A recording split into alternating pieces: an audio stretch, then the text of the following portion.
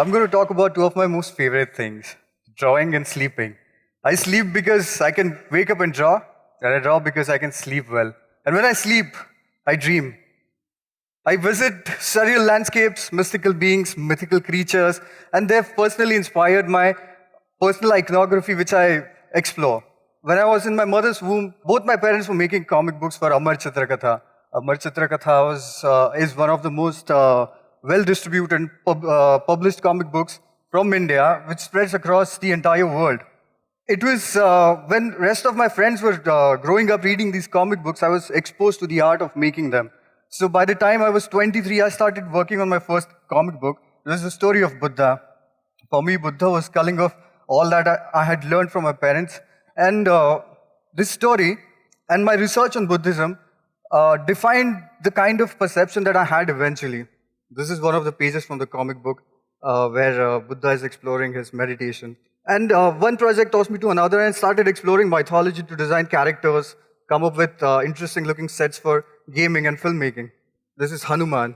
I worked for a few months, saved some money, and started backpacking India. I used to carry a computer, my sketchbook, a little bit of stationery, and my pen tablet. So this setup gave birth to a travel studio, and I started collaborating with musicians and wherever I went. I just connected a projector to my computer, and the entire space just became my canvas. And I was amazed to explore the magnification of the images, which was a major high for me. But what happened was, the reactions which I got from the people about these works made me realize that I need to give these artworks a little longer life than just a temporary intervention. So I traveled to Banaras. This historic city is filled with graffiti and street art and has the maximum number of public art in India. I was craving to make something over here. I made a painting of Ardhanarishwar, which basically symbolizes union of a man and a woman and their cosmic connection, and also symbolizes a lot of equality and balance. I haven't stopped after that. I wanted to begin a movement in India. I came back to Pune and organized a street art festival where I invited about 25 artists from across the country to come and unleash and reclaim these spaces which are there in Pune. And over the period of a week, we were able to paint about a lot of walls, and some amazing large-scale artworks happened over there. This happened on Pune-Bangalore highway, which was a 6-lane highway, and we actually cannot see, when you're making a massive work, you cannot see it from the distance that you're painting, because it's hardly 1 or 2 feet away. So we literally had to jump across the entire highway to come and check it out, whether whatever we're painting, is there enough balance and things like that. Last 2 years of this realization, I've traveled across the country and I've painted about 40 works. I love to work with kids. For me, a mind of a child is like a canvas of tomorrow.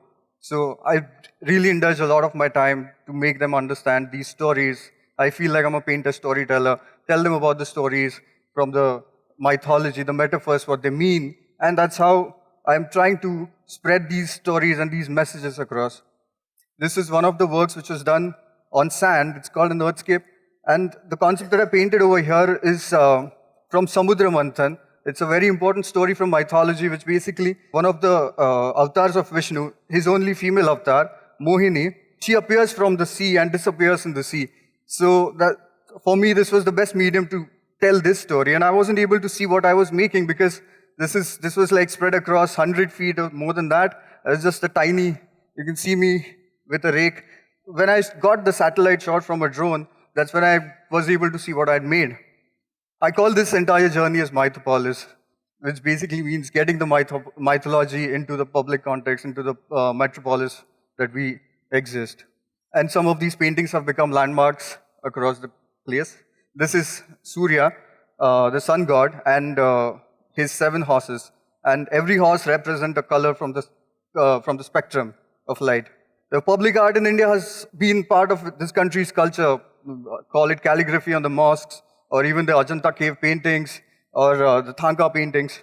Another intention of my project is also to connect these dots across and revive the dying traditions of folk art from this country.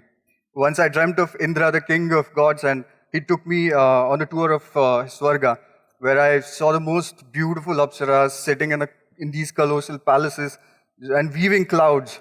And I also bumped into Shiva, and he was like a 10 feet long body and filled with these sparkling droplets of water. And for me, it was extremely intimidating. And I tried to capture in the sense of what I dreamt.